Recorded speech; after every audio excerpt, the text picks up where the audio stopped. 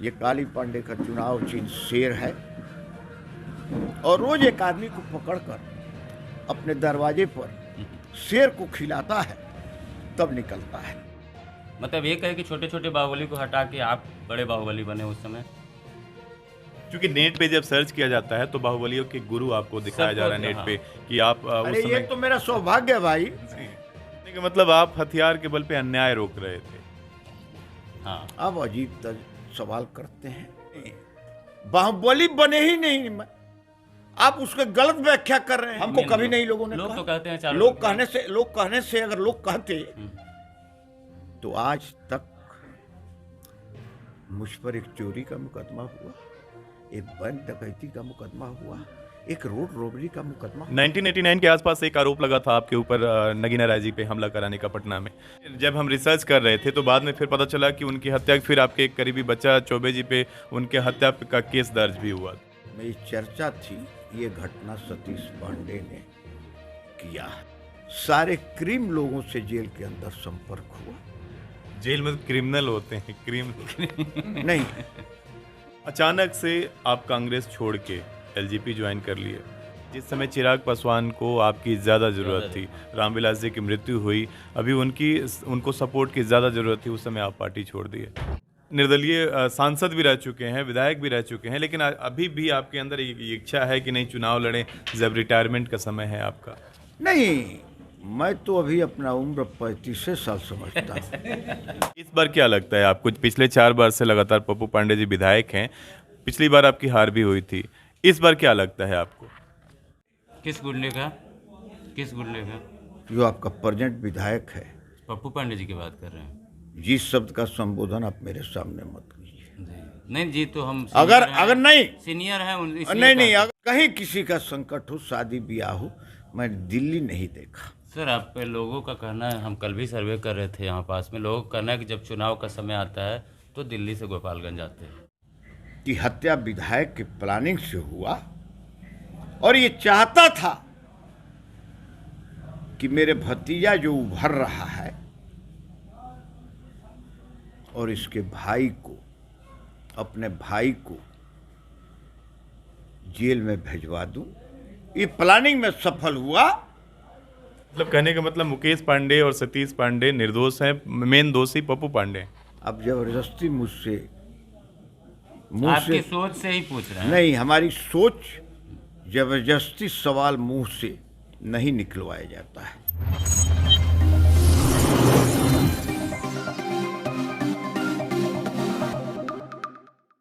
नमस्कार, मैं अभिषेक गोस्वामी आप सभी का फिर से एक बार स्वागत करता हूं अपने इस नए ब्लॉग वीडियो में। दोस्तों, कुछ दिनों पहले आपने देखा मैंने पप्पू पांडे जी का इंटरव्यू लिया था और लगातार आप सभी कमेंट कर रहे थे कि आप काली पांडे जी का भी इंटरव्यू लीजिए। और मैं आपको पॉलिटिकल बातें इंटरव्यू में नहीं लेना चाहता था। मैं ये चाहता हूं कि आप जो आपके बीच जो नेता खड़ा है उसके बारे में, पर्सनल लाइफ में आप जानें, उनके बारे में पर्सनली जानें कि वो है कौन। काली प्रसाद पांडे कोई परिचय के मोहताज नहीं है। पहले जो पुराने लोग होंगे वो जानते होंगे, जब देश में बाहुबली शब्द की शुरुआत हुई, जब शुरुआत हुई कि नेता के नाम के सामने बाहुबली शब्द लगना शुरू हुआ था, तो सबसे पहले बाहुबली शब्द लगा था काली प्रसाद पांडे जी के नाम के आगे। और ये 80 के दशक में काफ़ी चर्चित रहे। आज हम लोग खुद मौजूद हैं काली प्रसाद पांडे जी घर पे, और सबसे पहले तो आपका बहुत बहुत स्वागत है हमारे ब्लॉग वीडियो में। सभी का स्वागत है कि आपने इतने सुदूर इलाके में मेरे घर पर, मेरे कार्यकर्ताओं के बीच आप मेरा इंटरव्यू ले रहे हैं। मैं सबसे पहले आप लोगों का स्वागत करूंगा। ये मेरे लिए गौरव की बात है। प्रश्न जो भी पूछना हो हमसे बेबाक शब्दों में पूछे। हृदय में जो भावनाएं हैं उसको कहीं भी ब्रेक नहीं लगाए। सबसे पहले हम लोग बात करेंगे कि जैसे मैं आपके बारे में जब रिसर्च कर रहा था तो मुझे पता चला कि आप अभी चुनाव प्रचार में आपका मेन मोटो है कि अपराध से लड़ाई आपकी है, कि आप अपराध मुक्त कुचायकोट को बनाना चाहते हैं। और जो बाहर से इस वीडियो को देख रहे हैं उनके लिए बता दें कि कुचायकोट एक ऐसा क्षेत्र है जिस पे पूरी देश की नज़र बनी हुई रहती है। कुचायकोट पे एक, जैसे अगर युवाओं की बात करें, जैसे IPL मैच पे लोग इंटरेस्टेड रहते हैं, उसी तरह कुचायकोट क्षेत्र के चुनाव पे लोग इंटरेस्टेड रहते हैं कि भाई यहाँ पे जीत किसकी होगी। और यहाँ पे लगातार 4 बार से पप्पू पांडे जी विधायक हैं और उसके खिलाफ अभी चुनाव आप लड़ रहे हैं, आपका नारा है कि अपराध मुक्त कुचायकोट को बनाना है, इसके बारे में क्या कहेंगे? पहली तो आपने जो शब्द पहले प्रयोग किया, बाहुबली शब्द, जी ये बाहुबली शब्द आपके साथ जुड़ा, ये मेरे लिए गौरव की बात है, अपमान की बात नहीं है, बिल्कुल। ये सम्मान की बात है, क्योंकि होना चाहिए था। मेरा लास्ट सेमेस्टर बाकी था थावे टीचर्स ट्रेनिंग स्कूल में, मुझे होना चाहिए था किसी स्कूल का आज मास्टर, और रिटायरमेंट लेकर मैं घर बैठा रहता, लेकिन परिस्थिति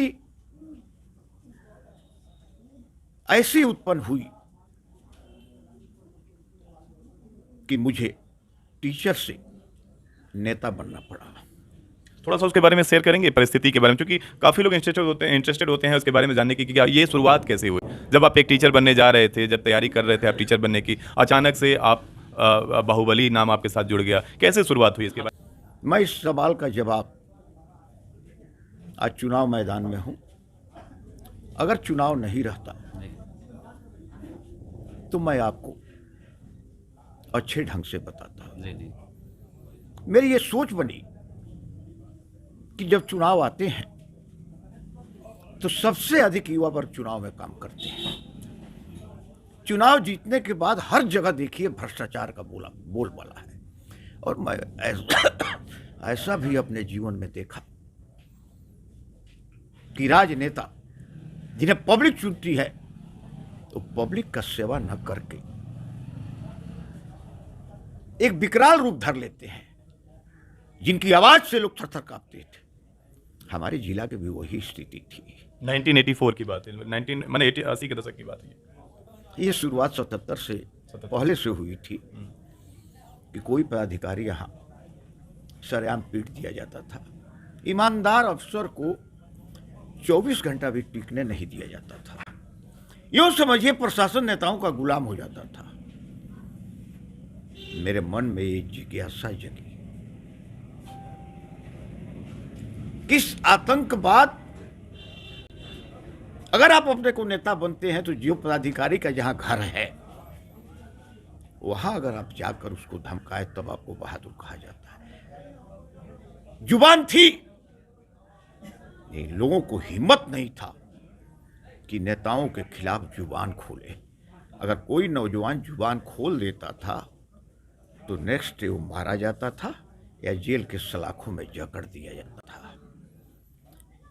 तो मेरे अंदर एक प्रेरणा आई कि युवाओं को जागृत करें, और लोगों को लगा कि काली पांडे ही वो व्यक्ति है जो मुझे मुक्ति दिला सकते हैं। 77 में एक लहर थी, मैं नॉमिनेशन किया, 1200 वोट से मैंने हार गया। जब 80 का चुनाव आया तो 77 का जो चुनाव था, जो लोग पूछते थे ये काली पांडे, उस समय जीत किसकी हुई थी? राधिका देवी जो मंत्री भी बनी थी। लेकिन 84 में मैं अपने कामों से लोगों का इतना दिल जीता कि जो गोपालगंज कॉन्स्टिट्यूएंसी से मैं लड़ा, वहां पंडितों का वोट मात्र 3000 था और 62,000 जादुओं का वोट था, और एक तूफान खड़ा हो गया और मैं 45,000 वोट से इंडिपेंडेंट चुनाव जीता। लग्न थी, नौजवानी की खून जब अंगड़ाई लेती है तो किसी से नहीं डरती। तो ये बाहुबली की शुरुआत कब से हुई, मतलब? अब इसी पर मैं आ रहा हूं। ऐसे मैं 80 में MLA बना ठीक। तो पहले मैं हर पदाधिकारियों को विश्वास दिया कि कोई नेता या मेरा खुद कार्यकर्ता अगर गलत काम कराना चाहता है तो आप इससे तौबा इससे कर लीजिए। अगर कोई आप पर आंख उठाएगा या तबाह करेगा, काली पांडे ढाल बनकर खड़ा है। मतलब अहिंसा का नारा दिए। नो मतलब कोई नो अहिंसा आपने गलत अर्थ समझा। बापू के बारे में लोग कहते हैं कि अहिंसा आंदोलन छोड़ा, देश कभी आजाद नहीं हुआ रहता। कहने का मतलब आप हथियार के बल पे अन्याय रोक रहे थे। हाँ। अब अजीब सवाल करते हैं, नहीं, जैसे इनसे हथियार का प्रश्न कहाँ आया? तो जैसे आप कहे कि भाई अहिंसा। आपको कोई दिक्कत हो तो हम हैं, हमको काली बोलिए। पांडे जी हैं। हाँ, हैं। आपको क्यों बोलेगा कोई? मतलब कोई आप नहीं किस तरीके से रोक नहीं, रहे थे? इसलिए कि अफसर जो भी आता था हम्म। वो ट्रांसफर कराकर भागना चाहता था। उसको आत्मविश्वास दिया और जन सैलाब मेरे साथ ये था कि कोई भी गलत काम करे वहाँ लोग पहुँच जाते थे। मतलब ये कहे कि छोटे छोटे बाहुबली को हटा के आप बड़े बाहुबली बने उस समय। क्योंकि नेट पे जब सर्च किया जाता है तो बाहुबलियों के गुरु आपको दिखाया जा रहा है नेट हाँ। पे कि आप अरे उस ये समय तो मेरा सौभाग्य है भाई, मैंने आपके बाहुबली शब्द का बताया कि क्यों बाहुबली नहीं बने। नहीं, बाहुबली बने ही नहीं मैं, आप उसके गलत व्याख्या कर रहे हैं। देखिए बाहुबली की अगर बात करते हैं तो बाहुबली अच्छे क्षेत्र में भी कहा जाता है, जो जनता का काम करे, पहले जनता के नहीं, लिए अच्छा हो, उसको भी आप, बाहुबली कहते हैं। आपका प्रश्न मुझसे अच्छा काम के लिए बाहुबली शब्द नहीं किया गया। बाहुबली उसे कहा जाता है कि जिसके भुजा में इतनी शक्ति हो। मतलब वही तो जानना चाह रहे थे, कब लोग कहने लगे आपको बाहुबली? वही हमको main कभी नहीं लोगों ने लोग कहा। तो कहते हैं चारों लोग कहने से अगर लोग कहते तो आज तक मुझ पर एक चोरी का मुकदमा हुआ, एक बैंक डकैती का मुकदमा हुआ, एक रोड रॉबरी का मुकदमा हुआ। 1989 के आसपास एक आरोप लगा था आपके ऊपर नगीना राय जी पे हमला कराने का पटना में, तो उस बाद में शायद उसमें क्या खंडन हुआ था, उस समय आरोप लगा था आप पे एक। आरोप लगाना ये आपको उस केस में ताजुब होगा कि नगीना राय जी के साथ उनकी पत्नी भी थी। जब मेरा नाम उसमें आया तो उनकी अपनी पत्नी ने कहा कि जब मेरे घर में पुत्र नहीं होता था तो मेरे पिताजी पूजा कराए तो पुत्र हुआ। मैं ये गलत आरोप, चलिए हम नेट लोग पे जब हम रिसर्च कर रहे थे तो बाद में फिर पता चला कि उनकी हत्या, फिर आपके एक करीबी बच्चा चौबे जी पे उनके हत्या का केस दर्ज भी हुआ था। देखिए हमारे करीबी ये हर लोग हैं, आज जाकर कहीं बैंक में डकैती करे पकड़े जाए इसमें मेरा कोई गुनाह नहीं है। और जहां तक बच्चा चौबे जी का प्रश्न है, ये हत्या उनके गांव में हुई थी। इसलिए उन पे आरोप लगे थे। नहीं, आरोप पर मैं नहीं जाना चाहता। और उस हत्याकांड में लोगों को मेरी चर्चा थी, ये घटना सतीश पांडे ने किया है, लेकिन सच्चाई को कभी कत्ल नहीं किया जा सकता है और झूठ के सहारे कभी दीवार खड़ा नहीं किया जा सकता है।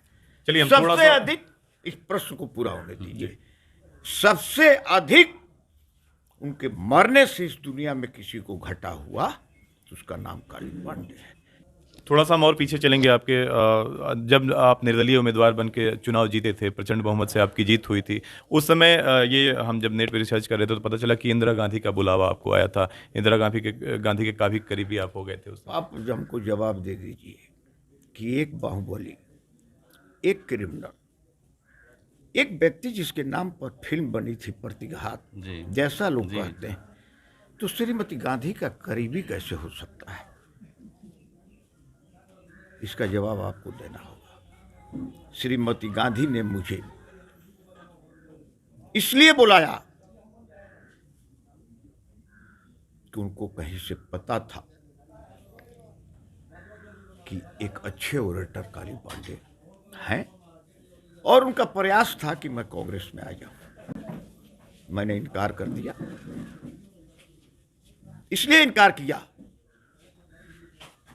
कि हम दीघा इलाके में रहते हैं, एक सड़क भी नहीं थी और बाढ़ जब आती थी तो लोग इतना पानी हेल कर जाते थे। उसी तरह थावे से जो लकड़ी रोड जाती है, इतना चिकटी माटी था कि मैं अपने गांव का रोड नहीं बनवाया पहले 5 किलोमीटर, और उस समय तो 1 रुपया भी एमएलए एमपी को मिलता नहीं था, कोई फंड नहीं था। कोई फंड नहीं था। अगर फंड रहता तो ये गोपालगंज उसी समय बदल गया रहा। अभी आपने जैसे चर्चा किया कि प्रतिघात मूवी जो रामोजी राव की फिल्म आई थी, उस समय ये एक खुखार कैरेक्टर को दिखाया गया था, जिसमें चर्चा ये रही कि ये काली प्रसाद पांडे जी का रोल है, लेकिन आपने बहुत सारे इंटरव्यू में आपने खंडन भी किया है कि वो आपके ऊपर नहीं हम था। कोई खंडन नहीं किया। किसी का नाम रख देने से ये तो मेरे लिए सौभाग्य है कि पब्लिसिटी देश नहीं विदेश तक मिली। लेकिन सबसे बड़ा उस फिल्म में प्रश्न ये था कि जज के सामने, जो आज न्यायपालिका है, उसके सामने एक औरत को नंगा किया जाता है और जज अपना दरवाजा बंद कर लेता है, न्याय को वही अंधा कानून बना देता है। जब जज को उससे दिक्कत नहीं थी तो मैं क्यों केस करके कंट्रोवर्सी में अपने को लाऊं? इसलिए जो जो कहा वो मैंने सुना। मतलब वो पोर्शन गलत था, बाकी सब फिल्में ठीक थी, ये माना जाता है। ये आपकी सोच है और उसकी सोच है जो डायरेक्टर है। हो सकता है कि काली पांडे का जीत ऐतिहासिक हुआ था, तो सोचा होगा कि इस नाम से मेरी फिल्म जल जाएगी। होता है ऐसे बहुत। ऐसा होता है। यहां तक कोई केस मुझ पर नहीं था। दुर्भाग्य था कि श्रीमती गांधी ने उत्तर प्रदेश और बिहार के लोगों को बचाने के लिए पिपरा पिपरासी बांध का निर्माण किया था। 9 ईयर का सेम मेजरमेंट मैंने पकड़ा और विधानसभा में जब मैं ये प्रश्न शुरू किया तो लगा कि जगन्नाथ मिश्रा जी कांपने लगे हाउस के अंदर। और सारा डॉक्यूमेंट्स मैंने श्रीमती गांधी को भेजा, लेकिन हमको दूसरे रोज गिरफ्तार कर लिया गया। तो किसी जेल में मुझे 10 दिन, किसी जेल में 15 दिन। उससे फायदा हुआ कि हर सेंट्रल जेल में 3000 से कम बंदी नहीं रहते। तो मुझे जो संपर्क करना चाहिए था, सारे क्रिम लोगों से जेल के अंदर संपर्क हुआ। जेल में क्रिमिनल होते हैं, नहीं, क्रिमिनल आज अगर आप काके मानसिक आरोग्यशाला में जाइएगा तो 95% आपके IAS IPS मिलेंगे।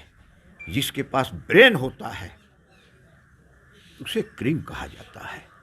बहुत लोग पीड़ित थे।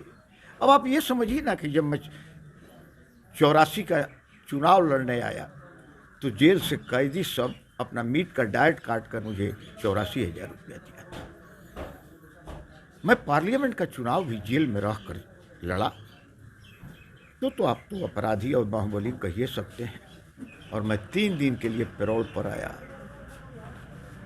तो न कोई हिंदू था, न कोई मुसलमान था, न कोई बैकवर्ड था, न कोई फॉरवर्ड था। वो रुपया धरने का जगह नहीं था जहां नोट, रोडों पर लोग नोट, जूता सीने वाला मोची अपने बाल बच्चों का पेट काट कर मुझे 5 रुपया दिया।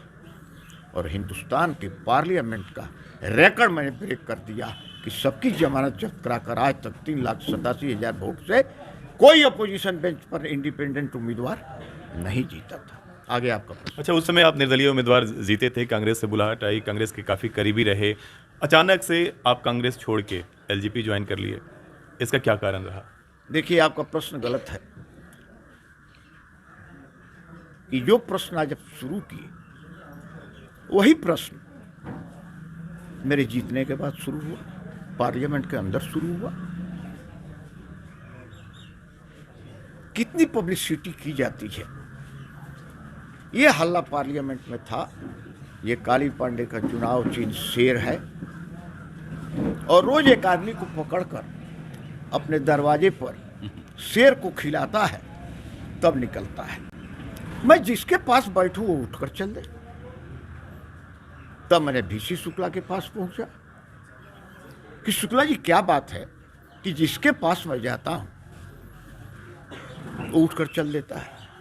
तो शुक्ला जी ने जो खिस्सा मैंने आपको सुनाया वही खिस्सा शुक्ला जी ने सुनाया। मैं बड़ी रोया उस दिन।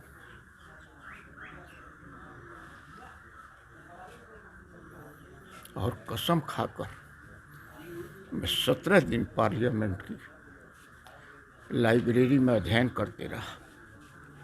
जब इंसाफ मिलना होता है तो कहीं से मिल जाता है। चरण सिंह जी का सीट और मेरा सीट अगल बगल था। वो स्टेशन से एक लड़के को उठा कर लाए थे जो उनका PA था। उसके परिवार पर दानापुर में एक केस था। चरण सिंह ने कहा कि पांडे देखो, कुछ मदद कर सकते हो तो करो। उसका मदद करके जब मैं पटना रेलवे स्टेशन पर आया तो न्यूज में आया कि चरण सिंह को पैरालिसिस मार दिया।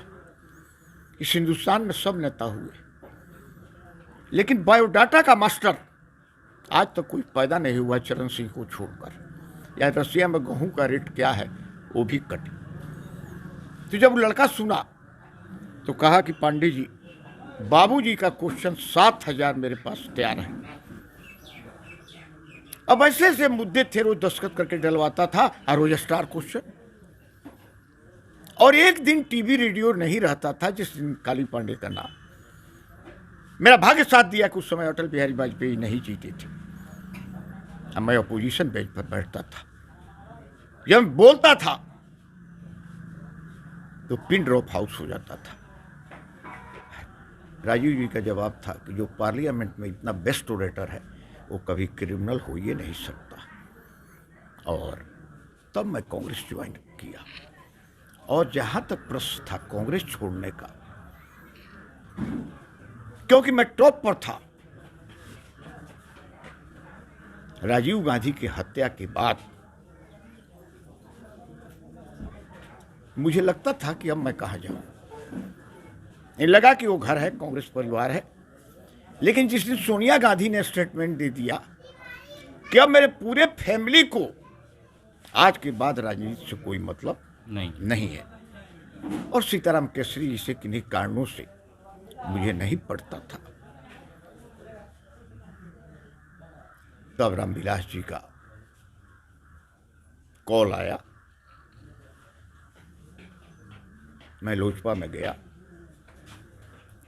और 19 साल, ये 2003 की बात है, 19 साल तक मैं लोजपा में रहा। उत्तर प्रदेश का राष्ट्रीय महासचिव होने के साथ साथ उत्तर प्रदेश और दिल्ली का प्रभारी रहा। विदेश भी मैं ही देखता था। अभी सर अचानक पार्टी छोड़ने का कारण क्या रहा? क्योंकि अभी ये कहा जा रहा है कि जिस समय चिराग पासवान को आपकी ज़्यादा ज़रूरत थी, रामविलास जी की मृत्यु हुई, अभी उनको सपोर्ट की ज़्यादा ज़रूरत थी, उस समय आप पार्टी छोड़ दिए। ऐसा क्या हुआ सर? इसके पहले मैं ये चीज आपको बताना चाहता हूं कि रामविलास पासवान जैसा नेता कोई पैदा नहीं हो सकता है, और आज भी वो मेरे लिए भगवान है।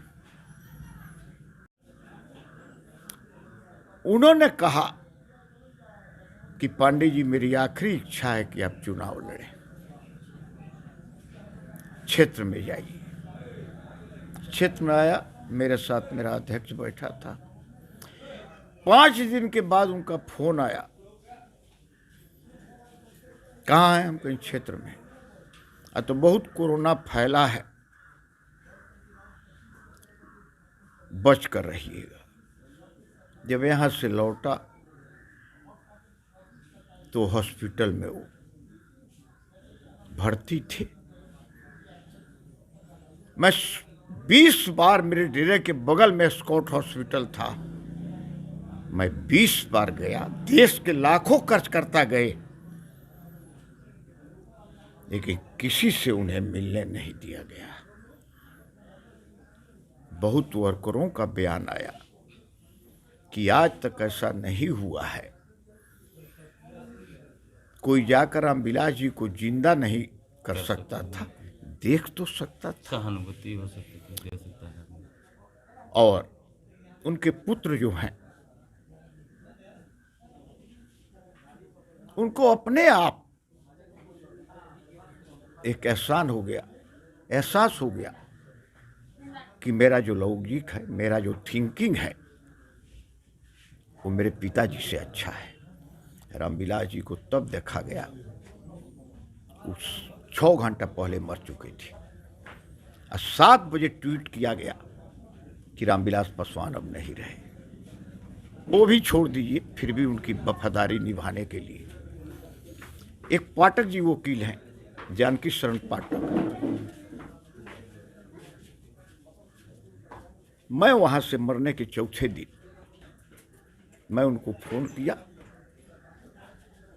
कि आप पटना चले जाइए, लोजपा का सिंबल लेकर चले आइए। एक खालिद है, उससे मैं कहा, वो फ़ोन किया कि भेज दीजिए पांडे जी। ये गए, एक नया पैदा हुआ है जिसका नाम सौरव पांडे है। जब ये गए तो बताइए, मेरे जैसा आदमी के सिंबल के लिए कहा गया कि आप 12 बजे आइए। 12 बजे जब गए तब कहा गया कि सौरव पांडे का भी इजाजत नहीं हुआ है, 4 बजे आइए।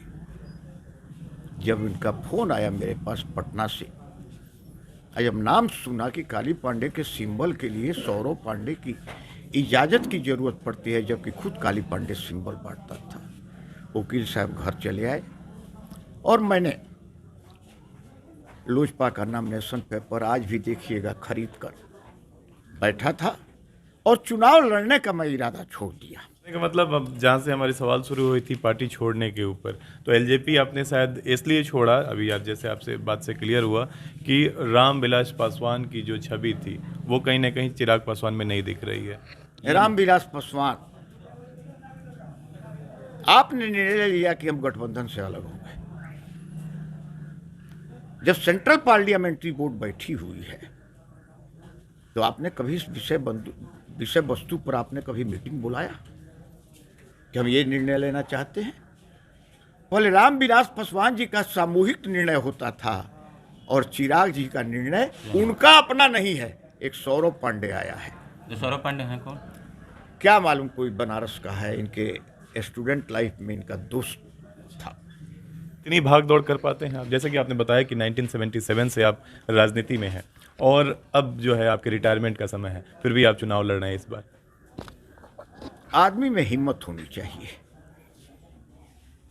बहुत लोग देखिएगा 50 वर्ष में भी छावन पकड़। मैंने आप निर्दलीय सांसद भी रह चुके हैं, विधायक भी रह चुके हैं, लेकिन अभी भी आपके अंदर ये इच्छा है कि नहीं चुनाव लड़ें जब रिटायरमेंट का समय है आपका? नहीं, मैं तो अभी अपना उम्र 35 साल समझता हूँ।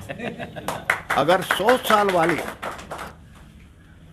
अगर 10 बरस वाले मुझसे मुकाबला कर सके, जिस दिन आप अपने उम्र को एक बार नजर करके देखिएगा, उसी दिन आप बूढ़ा हो जाइएगा। इस बार क्या लगता है आपको? पिछले 4 बार से लगातार पप्पू पांडे जी विधायक हैं, पिछली बार आपकी हार भी हुई थी, इस बार क्या लगता है आपको? एगो तो पहला प्रश्न आपका गलत है कि वो 3 बार से विधायक है। आपका रिसर्च गलत है। 4 बार बोला मैंने। गलत बोला। आज जहाँ तक पिछला चुनाव लड़ने का प्रश्न था, भाई जी, आज तक मैं एमपी बनने के बाद 20 चुनाव एमएलए का गुजरे, कितना ही रिक्वेस्ट लोगों ने किया, मैं कभी एमएलए का चुनाव नहीं। मेरी सोच ये थी कि जो डायरेक्ट एसपी है अब प्रमोटेड एसपी में, दोनों में फर्क है। मैं किसी नेता का गणेश परिक्रमा करके मैं एमएलए एमपी नहीं बना, तो मैं सोचा कि एमपी बन गया तो एमएलए का चुनाव मैं कदाप नहीं लड़ूंगा। ऐसी परिस्थिति बनी, इंटेलिजेंस सारा रिपोर्ट एक ही रिपोर्टे था कि इस गुंडे का और इस आपराधिक परिवार का कोई जवाब दे सकता है। एक नाम है काली पांडे। किस गुंडे का?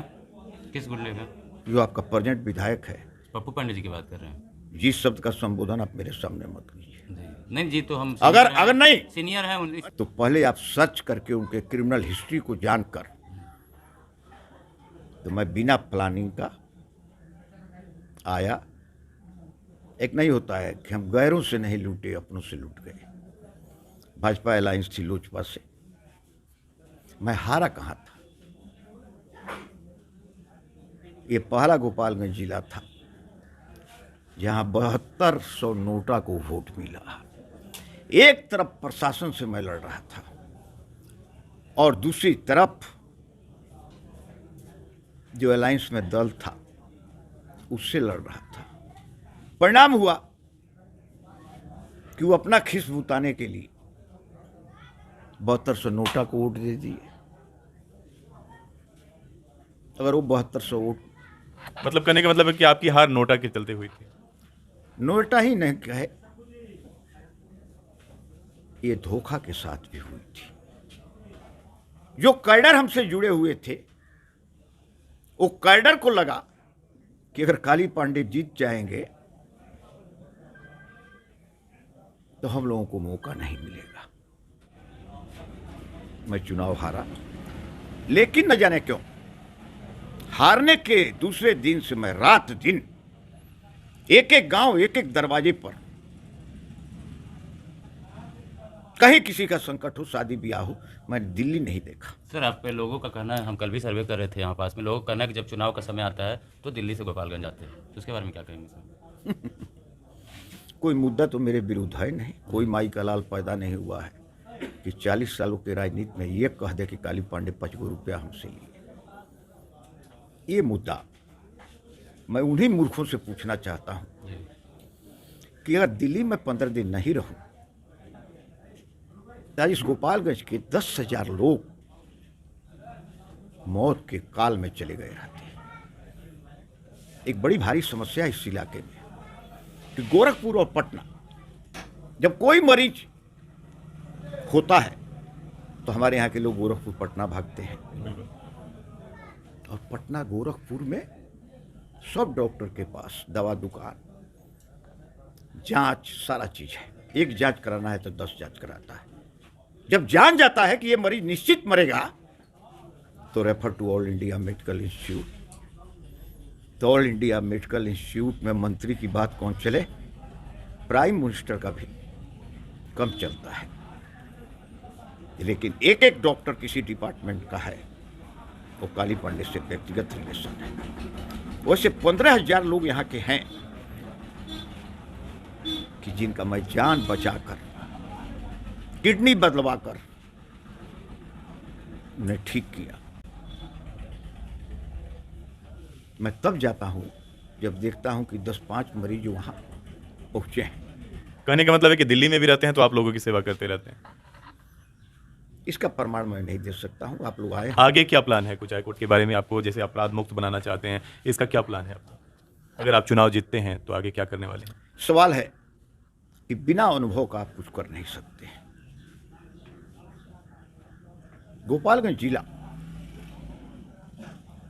में पहला काम है कि विधायक और उसके गुंडों से को मैं दफन कर दूं। हो सकता है कि इसमें मैं मारा भी जाऊं, लेकिन 24 घंटा के अंदर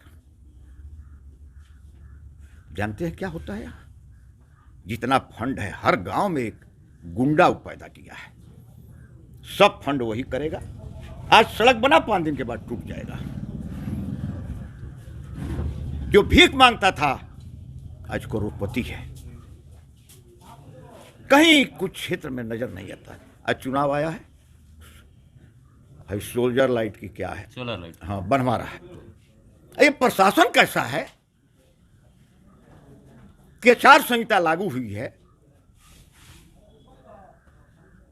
और इस परिस्थिति में मूक दर्शक है। तो पहले मैं ये चाहूंगा कि जब तक काली पांडे जिंदा है, उनके गुंडे, उनके शूटर इस जिला छोड़कर सदा के लिए पलायन कर जाए। और अगर आप चुनाव जीतते हैं तो सबसे पहला काम कुचायकोट विधानसभा में कौन सा करना चाहेंगे? हम सबसे पहला काम करना चाहेंगे कि लोगों को आज़ादी मिल जाए, बोलने का हक मिल जाए। व्यवसायी जो रंगदारी टैक्स से तबाह हैं, किसी जमाने में राजा का इंसाफ सही होता था तो बाघ और बकरी एक घाट पर पानी पीते थे। उस इंसाफ को मैं 24 घंटा के अंदर लागू कर दूंगा। विकास के मुद्दे पे क्या करना चाहेंगे? ये तो अपराध का खात्मा, तो इससे तो जनता बड़ी दिक्कत है। क्या मेरा दुर्भाग्य है जी कि एमपी था तो 1 रुपया फंड नहीं था, जी एमएलए था तो 1 रुपया फंड नहीं था। अब कोरोना काल में अभी तक सभी फंड बंद किए गए हैं। अगर मैं जीत गया रहता तो रामविलास जी उस समय एफसीआई के मंत्री थे। मेरी पहली सोच थी कि मैं 30 गोदाम जो भारत सरकार बनाती है, एक गोदाम में 1200 लोगों की नौकरी है, तो मैं ये प्रक्रिया, तो ये तो आप बिना जीते भी कर सकते थे, क्योंकि आप पार्टी में एक अच्छे पोस्ट पे थे। पोस्ट मिलना, उसके लिए मैं किया। ये आप जो सवाल पूछे, बहुत लोग एफसीआई में ऐसे थे जो वर्षों से काम कर रहे थे, नामो निशान नहीं था।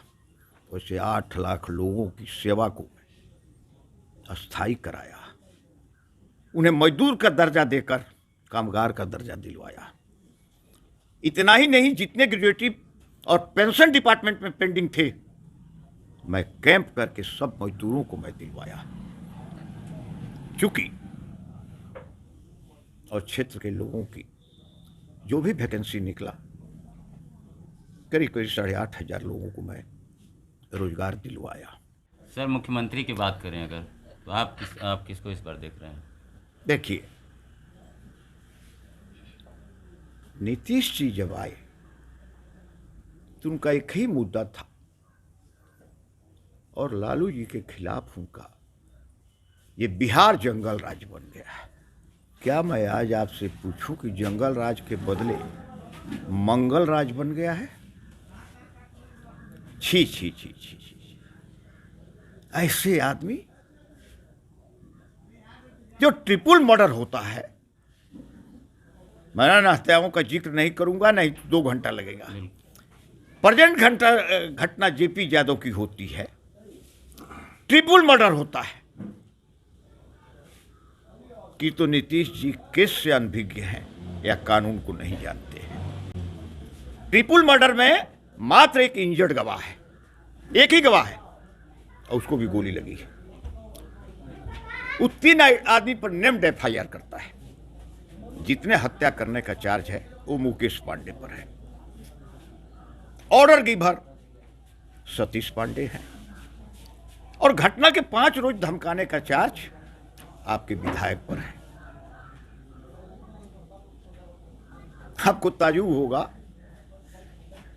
कि 2 आदमी पर, इसी विधायक के 2 आदमी पर चार्जशीट केस में हो चुका है, और इन पर कहते थे कि इंक्वायरी करा रहे हैं। डीजीपी आके इसके बारे में सफाई दिए थे। नहीं, मैं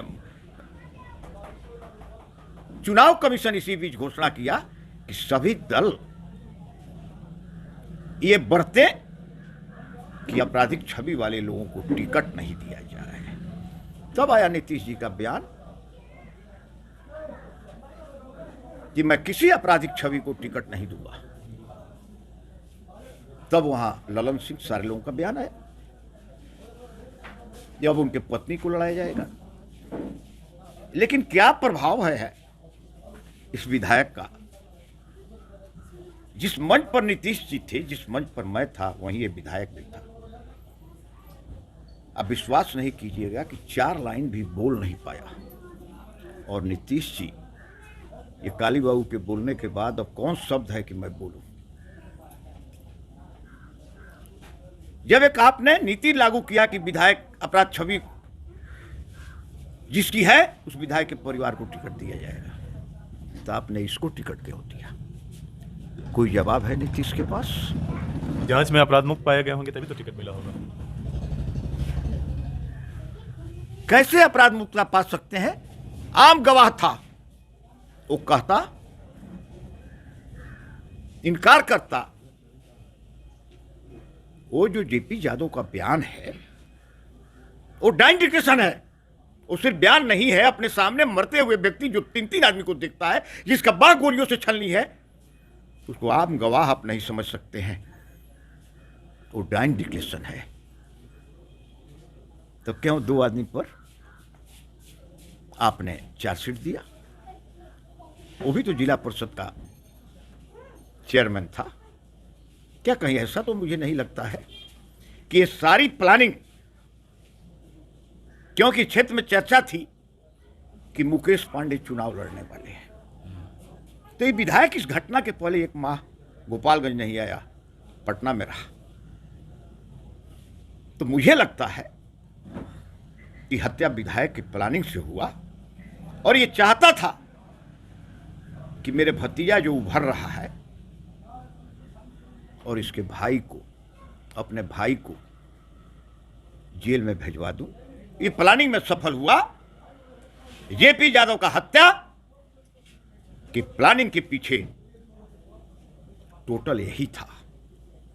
और जब वो लोग जेल में चले गए तो कृष्ण भगवान की तरफ। आपके कहने के अनुसार मुकेश पांडे निर्दोष थे? ये जांच का विषय है। किसी आदमी को जब तक केस का ट्रायल खत्म नहीं होता है। आप जैसे कि प्लानिंग अभी बताया कि शायद ऐसा प्लानिंग हो सकती ये मेरी सोच है, आपकी सोच। ये मेरी व्यक्तिगत सोच है कि 1 महीना पहले से क्षेत्र छोड़कर पटना जाना। मतलब कहने का मतलब मुकेश पांडे और सतीश पांडे निर्दोष हैं, मेन दोषी पप्पू पांडे। अब जबरदस्ती मुझ आपकी से सोच से ही पूछ रहे हैं। नहीं, हमारी सोच जबरदस्ती सवाल मुंह से नहीं निकलवाया जाता है। घटनाक्रम जो मैंने देखा उस पर मेरा सिर्फ ये अनुमान है। मैंने आपने अनुमान लगाया कि ऐसा हो अनुमान लगाया। और दूसरा अनुमान इस पुष्टि करती है कि उस दिन पुलिस अगर चार्जशीट नहीं दी रहती तो उन लोगों का बेल हो गया रहता। जिस 90 दिन पूरा हो रहा था, अकस्मात एसपी इतने तेजी में थे कि 9:45 में कोर्ट में चार्जशीट दाखिल कर दिया गया। क्या तुमको नीतीश कुमार केस मुक्त करते हैं? तो अगर पैरवी तुम किया रहता तो उन लोगों पर चार्जशीट नहीं हुआ रहता।